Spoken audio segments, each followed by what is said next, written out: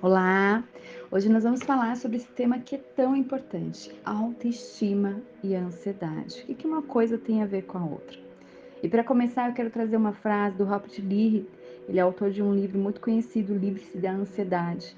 E ele fala assim: uma das questões centrais na depressão e na ansiedade é a baixa autoestima, condição frequentemente caracterizada por autocrítica, padrões irrealisticamente elevados para si mesmo e foco excessivo nas falhas, percebidas quando o paciente desqualifica os aspectos positivos. Gente, isso aqui é muito forte.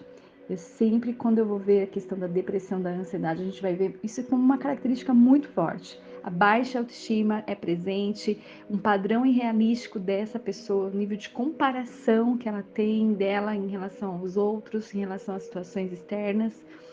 O foco é sempre no que farta, no que falta do que no que farta, né? Então, foco excessivo nas falhas.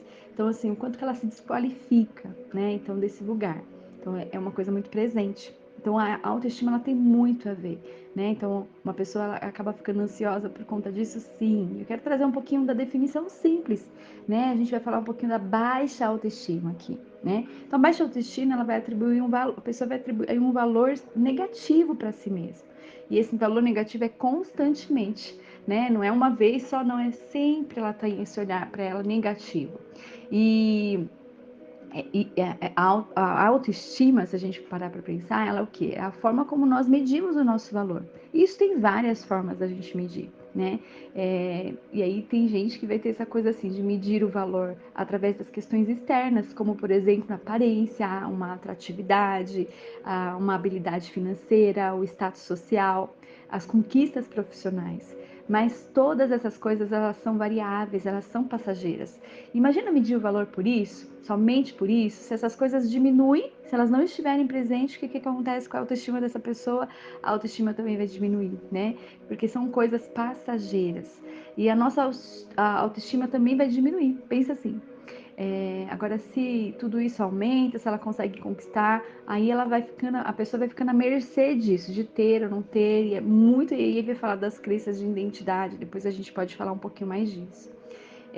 Existe também uma outra forma da gente atribuir o valor. Não vou me alugar muito aqui a respeito disso. Esse assunto é um tema que, assim, para vocês terem noção, eu participei de uma formação de mais de 16 horas só falando sobre autoestima. Então, é um campo que dá para ir para muito a respeito da neurociência. Enfim, são muitas ferramentas também que se tem para isso. Aqui não vai dar para falar de tudo, mas a gente vai passar por alguns pontos que são muito importantes. Né? Uma outra forma, um outro ponto que a gente pode atribuir valor também é o nosso valor intrínseco, né? O nosso valor como ser humano. Essa questão tem muito a ver com um outro conceito que é de quê? De merecer afeto, né? Merecer ser amado.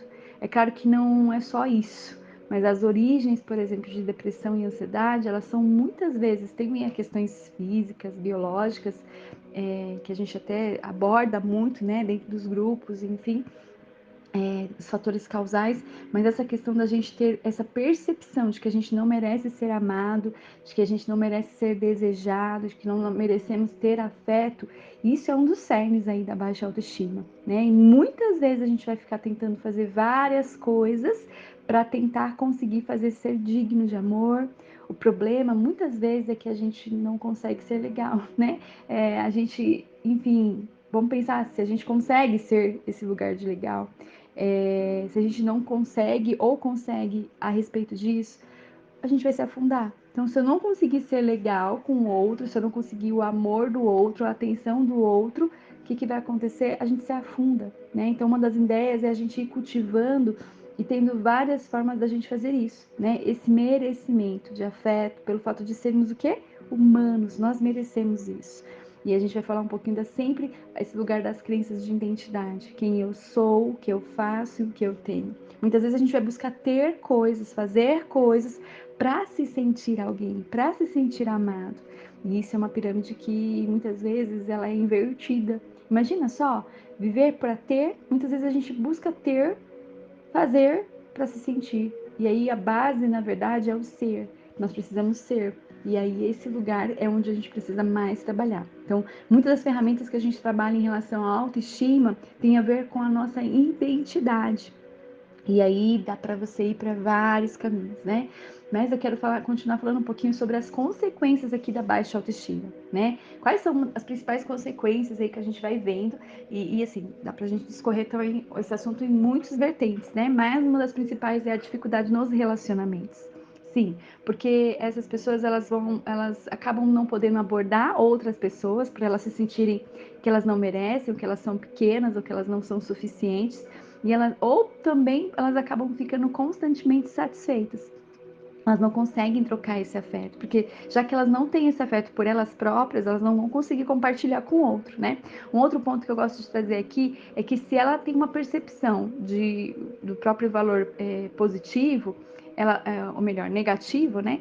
Ela vai encontrar parceiros e parceiras que vão tratar ela como ela se percebe, né? Então, se ela se percebe de uma forma ruim, ela não se percebe bem, de uma forma negativa, baixa, ela vai encontrar pessoas que vão tratá-la como tal, né? E aí vem as relações tóxicas, maus tratos, traições, enfim. Já que ela não percebe o valor, logo o outro também não percebe. E a gente vai tratar ela tal como é, né? Então, por isso que as dificuldades nos relacionamentos também são muito grandes.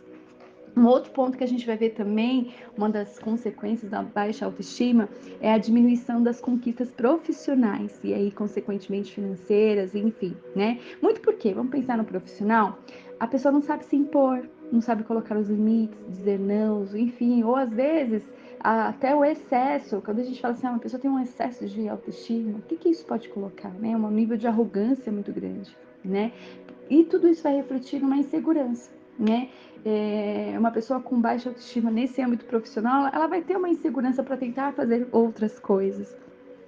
Ela vai acabar agindo de uma forma que vai prejudicar ela profissionalmente, né? Muitas vezes ela não vai ter essa ousadia. Mas também a gente pode ver que pode aumentar o risco de burnout, com certeza. Né? Se você tem um caso aí de burnout, é tão bom, eu gosto de investigar essa parte, porque assim, se a autoestima ela tem a ver com o merecimento da pessoa, com a necessidade que ela tem de se sentir amada, uma pessoa com baixa autoestima ela vai trabalhar demais, ela vai entrar num colapso muitas vezes, né? Porque ela não vai buscar ter momentos de pausa, de parar para ela, de cuidar dela, né? Sem respeitar esses sinais aí do próprio corpo dela, porque o corpo dá esses sinais. E aí elas acabam entrando no esgotamento mesmo, elas acabam trabalhando demais para tentar compensar essa falta de habilidade que algumas vezes elas podem achar e ter essa percepção delas, né? E então elas acabam tentando superar isso de que forma? Entrando num esforço excessivo e acaba entrando no esgotamento, por isso o burnout, né? Então, as dificuldades aí do trabalho na área profissional podem ser essas. Um outro fator que a gente vai ver aí, que é risco, né, para quadros de ansiedade, de depressão, e assim, a gente é fácil de entender, porque se a gente sente que nós só temos esse merecimento, não temos esse valor, qualquer situação que a gente tenha alguma habilidade, que a gente tenha que se expor, por exemplo, nós vamos achar que não conseguimos, né? Ter uma percepção de nós que nós não temos habilidade para lidar com problemas, por exemplo, com perigos, com desafios, aumenta a ansiedade. Então, a questão, né, uma das consequências aí em relação à questão da baixa autoestima, sim, ela vai vir, ela é um dos fatores também que aumenta esses quadros de ansiedade, assim como o Robert Lee falou ali naquela frase inicial, você vê aí que se a pessoa tem esse lugar desse merecimento dessa forma, pensa, né? Então pensa assim, se ela sempre acha que não vai conseguir, se a percepção dela é que ela não tem habilidade para lidar com tal situação, com perigo, com desafio, vai aumentar a ansiedade. E por outro lado, se essa pessoa ela também acha que conquistar alguma coisa muito intensa para ela mesma, para ser merecedora de afeto, ela vai ficar ansiosa e caso ela não consiga conquistar isso, a baixa autoestima é um dos fatores causais aí, né? Que não é o único, é claro, mas enfim, olha quanto que isso vai deixar ansiosa, né? Então a gente precisa estar olhando para isso. Um outro ponto é como que essa autoestima ela pode ser desenvolvida. Na nossa prática, eu falei um pouquinho mais, gente, dá para falar muito sobre esse assunto, né? Tem algumas vivências que a gente faz a respeito disso. Aqui, infelizmente, não vai dar para a gente fazer, mas eu quero deixar aqui o máximo de informação, né? Mas como que essa autoestima ela vai se desenvolver? Tem aí as questões da genética, epigenética, enfim, a gente pode falar um pouquinho disso mais para frente, mas não é só isso, né? Mas eu quero trazer aqui uma explicação mais direta, né? A gente vai ter várias experiências constantes negativas, por exemplo, na nossa infância. Vamos pensar aí na nossa infância. E por que lá? Porque lá é quando o nosso cérebro está tão fresquinho, né? A gente vai aprender mais, as conexões que a gente faz na infância, elas duram por muito mais tempo. E é lá, muitas vezes, que vão se formando as nossas crenças de quem nós somos, do que fazemos, enfim. As fortalecedoras e as também que nos limitam, né? Então é onde o nosso cérebro está aprendendo mais facilmente. E assim como aprender línguas, qualquer habilidade é muito mais fácil nessa época, fica muito mais consolidado, por exemplo, as coisas que a gente vive na infância. Né? A pessoa que tem uma experiência constantemente, por exemplo, negativa na infância, exemplo, pais críticos que constantemente trazem uma crítica, enfim, ou se só elogiam essa criança quando ela tem um desempenho extraordinário, por exemplo, na escola, nos esportes, ou se essa criança, imagina que ela recebe muitas punições, duras punições, às vezes nem físicas, mas punições de afeto, né, muito intensas, e isso é repetido. Enfim, essa criança ela não encontra saída. Eu costumo dizer que a criança ela não tem recursos internos para lidar com nada disso. E nem sentimento, ela não tem reconhecer o que está acontecendo. E isso vai impactar sim, né? Isso pode fazer com que a pessoa vá criando algumas regras mentais, vai criando o que a gente chama das crenças, né? As armadilhas mentais, aí, as distorções cognitivas, aí, enfim, os pensamentos negativos sobre ela mesma já vai começando dali, né? Por exemplo, se as pessoas são más, a regra de que eu sou inútil, né? A distorção aí, eu sou inútil, eu sou um fracasso, né? Ela cria devido a essas experiências de punição, de crítica, de pouco afeto. Isso é uma forma, né? É uma forma, não é sempre isso. Tem coisas mais complexas que a gente pode falar, mas a base é que isso pode acontecer, né? E ela pode começar a ter comportamentos não úteis, comportamentos de evitação, enfim, comportamentos de autossabotagem mesmo, para tentar se proteger disso. Lembra que a autossabotagem ela vem tentando proteger. Porque se ela acha que, por exemplo, não tem habilidade, etc., enfim, ela pode ter uma série de comportamentos para evitar que aquilo, evitar de se expor, para evitar uma dificuldade, acabar em dizer não, por exemplo, né? Dificuldade de dizer não, porque ela acha que ela não merece.